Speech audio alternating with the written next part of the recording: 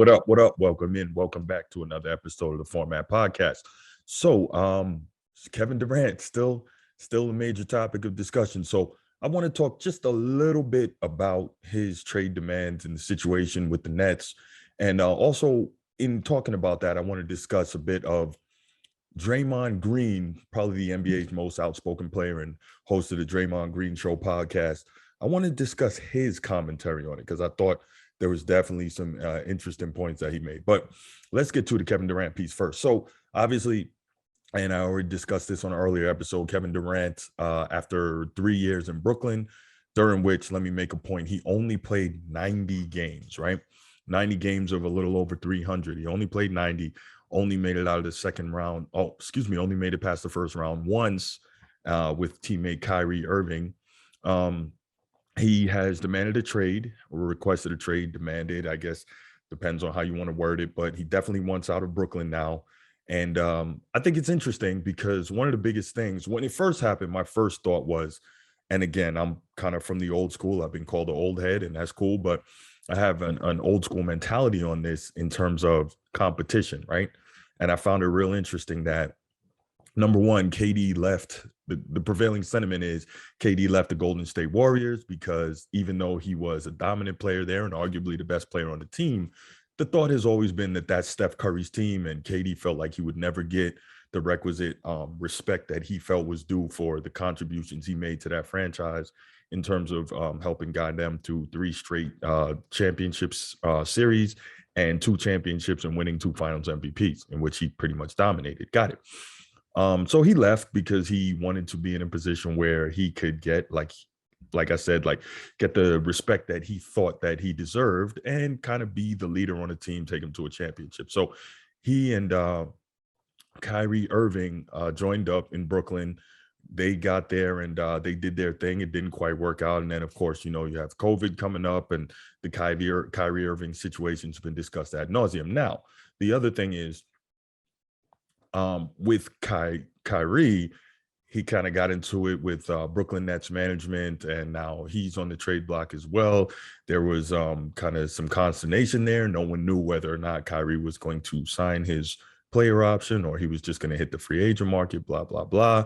That didn't work out. He signed his player option, but yet the Nets are still shopping him. Cool.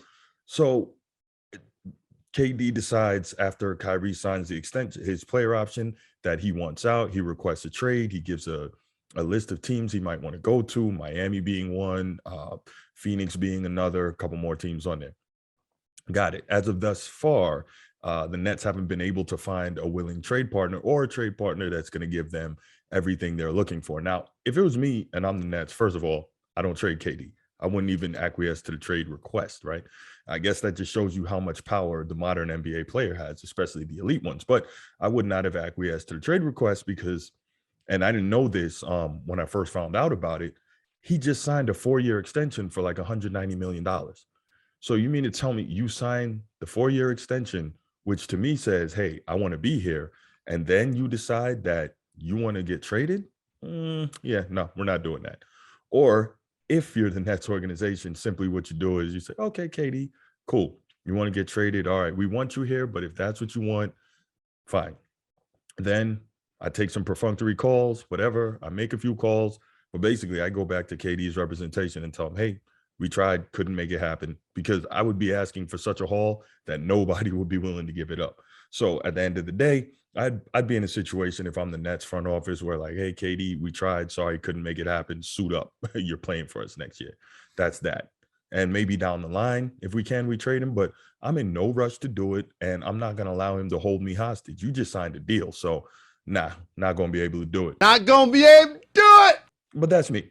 Anyway, I think it's pretty interesting because like you're hearing some of the different stories. And one of the things that's being said is that KD was, I guess, frustrated with the way the Nets front office handled things with Kyrie. And first of all, if you're KD, you should love the Nets front office for life.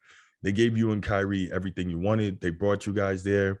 You didn't like the coach, Kenny Atkinson, when you first got there. They got rid of him. They brought Steve Nash, who you gave the thumbs up on. They brought you DeAndre Jordan, who was already washed. They brought him in. They paid him. I mean, they've done everything that you wanted, but all of a sudden You decide, nah, I'm not good here. I want out. Nah, I don't respect that at all. That's me.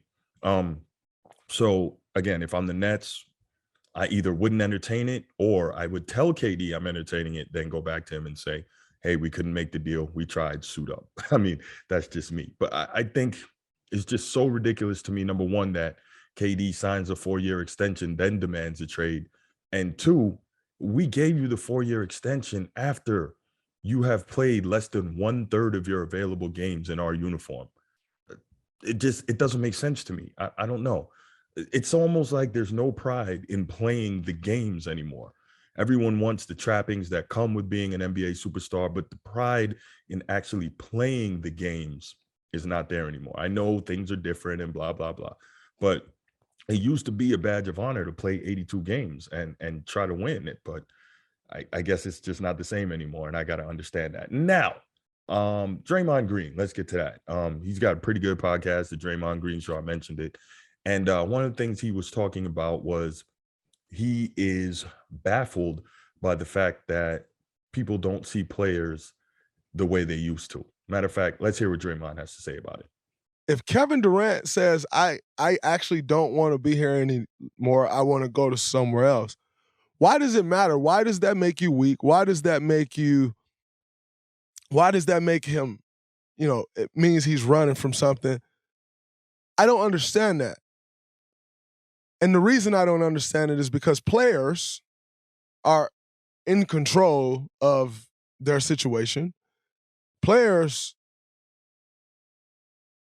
are in control of their destiny. And so why is it that it's just not, that's the next step in his career? People can't accept the fact that athletes are now businessmen and no longer just playing basketball. And at some point, people have to realize and be able to accept the fact that athletes are businessmen and we make business moves and business decisions. To start calling somebody weak and they run from challenges, that's baffling to me, because that man has worked his entire life to be in that position to where he controls where he goes next. And by the way, everyone in the NBA can't control where they go next. So to be in that position, to have the opportunity to control what you do next, that's the American dream. So, I mean, this is really good, right? And so let me start here. Draymond always talks about new media versus old media and this and that, right? And he talks about the fact that as players and athletes, they have an ability to look at the game and explain the game in a way that those of us who never played or never played on that level would be able to.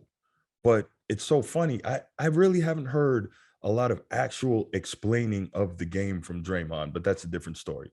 Um, I don't think he goes into too much X's and O's or too much actual explanations in terms of, well, this is what happened here and that's what happened there and that's why we did it.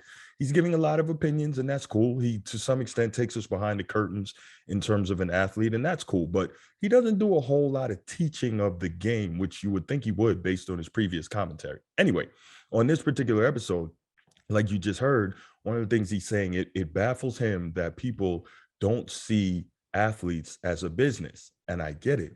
They are making tremendous amounts of money. But guess what, Draymond? On your side, yes, you guys can see yourselves as a business, and that's fine. But on this side, maybe not the media side, but from the fan side and the casual onlooker, no, they don't see you as a business. They see you as performers, they see you as athletes, and they should see you as competitors. So the problem here is not that people have an issue with the players making the best possible business decisions for them. The problem is people have an issue with the athletes, the players making decisions that hurt competition, right? And they have an issue with people they can't identify with in terms of the exorbitant amounts of money they make. And congratulations, yes, you're right, Draymond. You guys are among the 450 best in the world when it comes to playing the game of basketball. So you should be highly compensated. I get that. But the average person cannot comprehend the amount of money that NBA players make and then the liberties that some of the NBA players take with said money in terms of, like I just mentioned earlier, Kevin Durant signing a 4-year extension for $193 million. And then he decides that's when he's going to request a trade. Like most people aren't seeing that. And I thought it was this wasn't part of the clip I just showed, but earlier in this particular episode, I thought he made a very good, not good, but interesting analogy in terms of nobody sees it as a problem where if someone works for Google, they then go to Apple and then they work for Apple for a few years and then they go to Tesla and then they leave Tesla after a few years and then they go to DocuSign, right? No one sees that as a problem. They see it as a problem with athletes when they decide that they're going to hop around and move around. So I think part of the first thing is when it comes to athletes, if you're older than us, we've been trained to see, for the most part, athletes uh, maintaining their position with a particular team for longer, right? We saw that more when it came to the old school NBA, whether it was Michael Jordan playing the bulk of his career with the with the Bulls, Magic Johnson, lifetime Laker, Kobe, lifetime Laker, Larry Bird, lifetime Celtic, things like that. Dominique Wilkins, not lifetime Hawk, but the majority of their careers with a particular franchise. And you get used to that. And so I totally get it. You're going to have to make the adjustment because it is what it is now.